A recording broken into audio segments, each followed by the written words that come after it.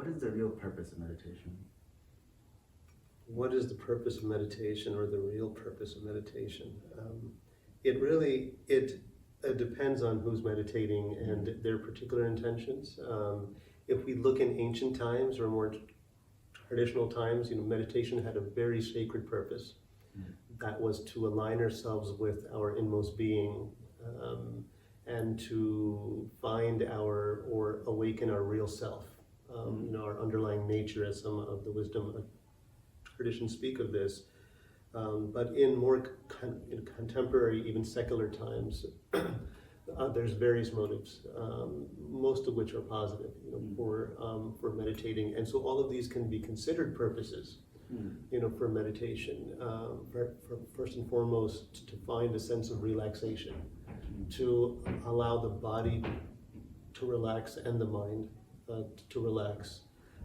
In the kind of world we live in, this kind of hyper-stimulated world with our digital screens, our computers, all kinds of screens, our mind is very hyper-vigilant or hyper-stimulated. That leads to a sense of perhaps more racing thoughts, more mental agitation, more energy all over the place. So the simple task or practice of counting your breaths, conscious breathing in any other form, and just simply relaxing becomes a goal of meditation or a purpose. Many people in the West especially practice meditation for relaxation and wellness, and this is a very valid reason. And there's many studies, even medically, on the physiological responses, the positive responses of your brain and your brain waves, and also of your physical physiology to meditation, such as lowering your blood pressure, entering a more relaxed state, feeling less anxiety, managing stress, promoting healing from a holistic perspective. So there's many functions or many purposes from this angle of meditation. When we look for more spiritual reasons or intentions, it's usually aligned with how can I be more heart present and entirely present for my prayer, for invocation, for the recitation of scripture, or what have you. Those are spiritual purposes for meditation, the refinement of our inner selves. To awaken a sense of presence, to be more present, to be able to invoke sincerely from the heart. All of these are reasons for meditation as well. So with all those different intentions, where exactly does meditation lead to? Well, I would say that depending on the intention would then lead to a particular destination or realization. So depending on the intention, it would lead to a particular destination or realization in one's meditation. So if we're just simply interested in relaxation, in mental relaxation and physical relaxation, then we would, if we practice meditation well from this angle, we'd be more relaxed. We would feel a sense of wellness. It would improve our sense of physical wellness and mental well-being. So that's where we would go. That would be where that intention would take us. If the intention, the motive, but now is really not really just personal motive, it's spiritual intention.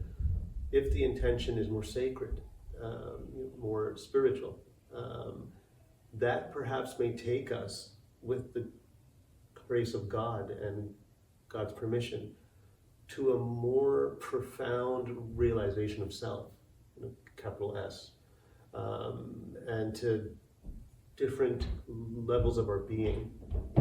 That's entirely possible if this becomes the intention of meditation. Could one of those goals be, I guess, popularly called enlightenment, or something similar to that fashion? Enlightenment is a loaded word that actually, I would say many people do not define well. Many people mean various things by enlightenment.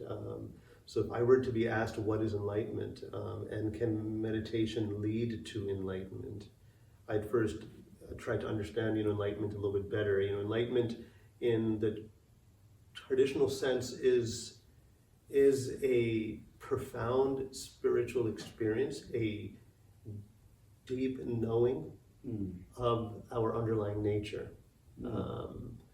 It need not be profound in regards to a traumatic experience, but just simply an authentic knowing of our underlying nature in a way that awakens us out of our unconsciousness and brings us into a kind of presence. So enlightenment can be seen like this, and in Buddhist thought and practice, enlightenment is usually seen like this, but in the traditional conception of Buddhist wisdom, enlightenment is more than just a simple awakening, right? As it sometimes is called in the contemporary context of spirituality. There's a plethora of applications or meanings or definitions to the word enlightenment. But if enlightenment is taken as a state of awakening, that's not necessarily what traditional Buddhism or Zen Buddhism would say is enlightenment. Enlightenment is an ultimate state of a shift and transformation of our being, a spiritual shift and a spiritual transformation of our being, a kind of establishment in our real nature, right?